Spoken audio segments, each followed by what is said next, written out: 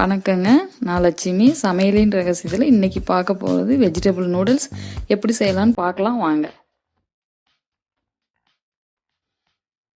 குடமிளகா ஒன்று எடுத்து கட் பண்ணி வச்சுருக்கேங்க. முட்டைக்கோஸ் பாதி கட் பண்ணி வச்சுருக்கேன். கேரட் 2 கேரட் கட் பண்ணி வச்சுருக்கேன். 2 பச்சை மிளகாய், ஒரு வெங்காயம், ஒரு 5-6 பல் பூண்டு,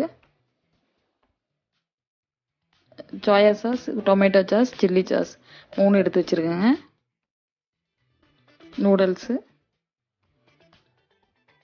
நூடுல்ஸுக்கு தேவையான தண்ணி எடுத்துக்கோங்க. கொஞ்சம் உப்பு, 2-3 டப் ஆயிலு. நூடுல்ஸ் அதில் போட்டுருங்க.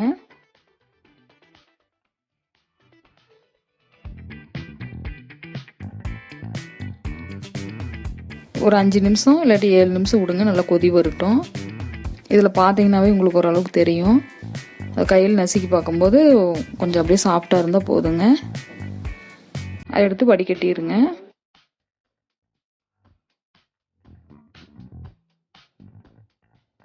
பச்சை தண்ணி ஊற்றி 1 நிமிஷம் விட்டுருங்க. விட்டுட்டு வடிகட்டிடுங்க. நூடுல்ஸ் எப்படி செய்யலான்னு பார்க்கலாம் வாங்க. ஆயில் விட்டுக்குங்க. பூண்டு போட்டுருங்க.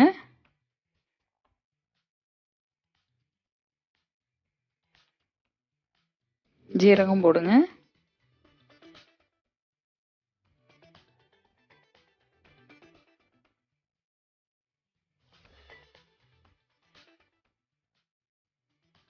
பச்சை மிளகாய் போடுங்க.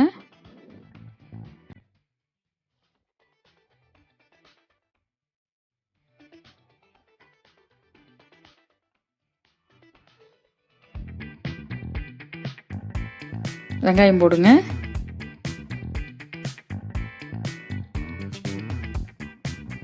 ஒரு வதக்கி விட்டுருங்க.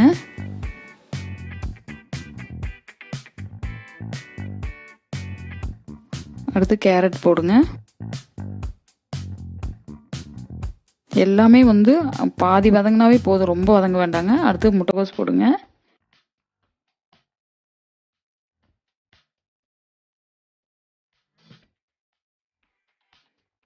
அடுத்து குடமிளகாய் போடுங்க.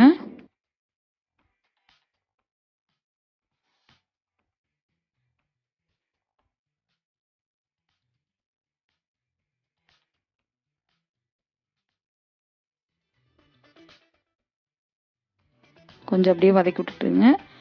உப்பு தேவையான அளவு போடுங்க, ஏன்னா சாஸில் உப்பு இருக்கும் கண்டிப்பாக.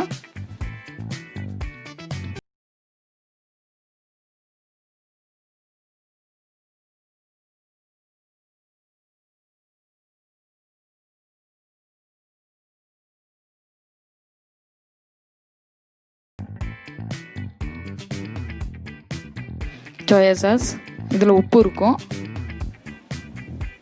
டொமேட்டோ சாஸ், சில்லி சாஸ் 3 ஊற்றி நல்லா கிளறிடுங்க. ஏன்னா சாஸ் அதிகம் சேர்த்திக்கூடாது, டேஸ்ட்டுக்கோசரம் இதில் சேர்த்துறேங்க. இது மாதிரி நூடுல்ஸ் உதிரி உதிரியாக இருக்கணும், அப்போ தான் ரொம்ப நல்லாயிருக்கும். ரொம்ப இது பண்ணிங்கன்னா குழஞ்சி போயிடும்.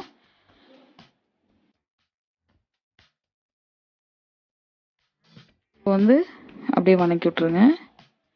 அப்படியே வதக்கிட்டே இருந்தீங்கன்னா ரொம்ப அழுத்தி இது பண்ண வேண்டாம், லைட்டாக அப்படியே வதக்கி விட்ருங்க.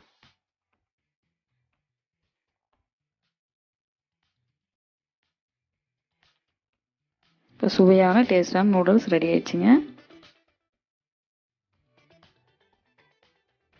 வீட்டில் செஞ்சு பார்த்துட்டு எப்படி இருக்குன்னு கமெண்ட் பண்ணுங்கள்.